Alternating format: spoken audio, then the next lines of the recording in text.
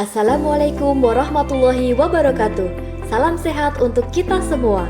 Pada kesempatan kali ini, kita akan membahas tentang manajemen cairan pada pasien gagal jantung. Tubuh manusia terdiri dari 60% cairan, sehingga manajemen cairan sangatlah penting dilakukan untuk memenuhi kebutuhan cairan, terutama pada pasien gagal jantung. Kebutuhan cairan manusia sangatlah bervariasi, disesuaikan dengan berat badan masing-masing individu dan juga jenis kelamin. Pada laki-laki, kebutuhan cairannya sekitar 30 cc kilogram berat badan per hari, sedangkan pada wanita kebutuhan cairannya sekitar 25 cc kilogram berat badan per hari. Kebutuhan cairan pada pasien gagal jantung tidak sama dengan orang sehat pada umumnya. Pada pasien gagal jantung diperlukan pembatasan cairan yaitu sekitar 70 hingga 80% dari total kebutuhan cairan per hari. Meski cairan pada pasien gagal jantung dibatasi, namun kecukupan cairan juga perlu untuk diperhatikan. Berikut merupakan contoh kasus penghitungan kebutuhan cairan pada pasien gagal jantung.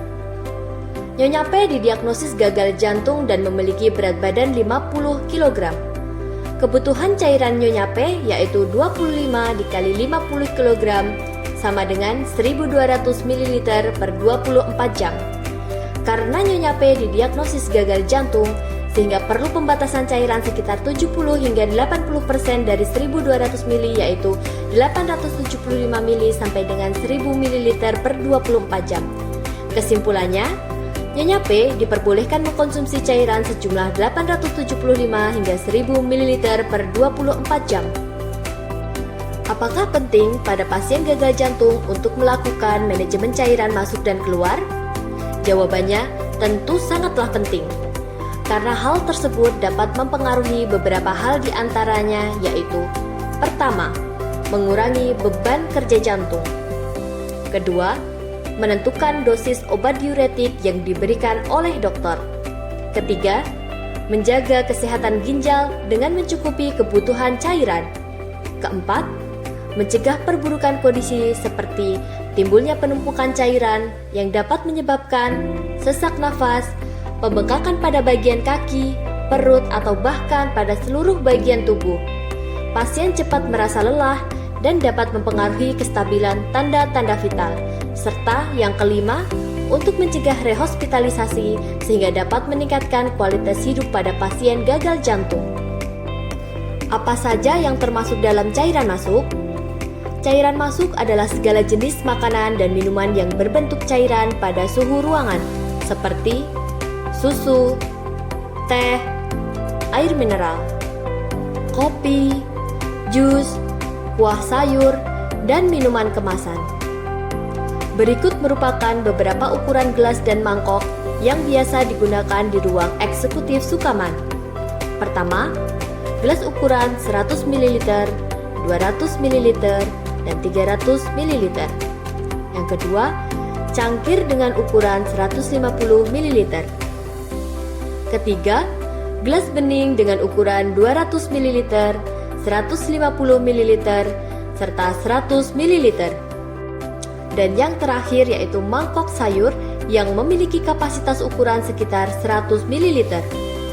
Lalu, apa saja yang termasuk dalam cairan keluar? Urin, cairan muntahan, perdarahan, dan keringat merupakan jenis cairan keluar. Pada pasien yang terpasang dower kateter atau selang kencing, monitoring urin akan dilakukan oleh perawat. Pada pasien yang BAK secara spontan dan mandiri, dapat menggunakan pispot atau gelas ukur yang telah tersedia di masing-masing kamar pasien. Jangan lupa untuk selalu mengamati warna urin Anda, karena warna urin dapat menjadi sebuah indikasi adanya gangguan di dalam tubuh kita. Berikut merupakan tabel warna urin. Beberapa tips dalam manajemen cairan, di antaranya adalah: pertama, ketahui target kebutuhan cairan Anda per hari sesuai dengan berat badan atau sesuai dengan petunjuk dokter. Kedua, pantau berat badan per hari. Tiga, gunakan gelas atau botol yang sama agar perhitungan akurat. Empat, ketahui ukuran gelas atau botol yang biasa Anda gunakan. 5. Atur jadwal minum Anda sesuai target kebutuhan cairan selama 24 jam. Untuk memudahkannya, dapat dilakukan dengan membagi menjadi 3 bagian, yaitu pada saat pagi, siang, dan malam hari. Dan yang terakhir, jangan lupa mencatat cairan masuk dan keluar di dalam lembar monitoring cairan. Terima kasih telah menonton video edukasi ini. Semoga bermanfaat. Wassalamualaikum warahmatullahi wabarakatuh.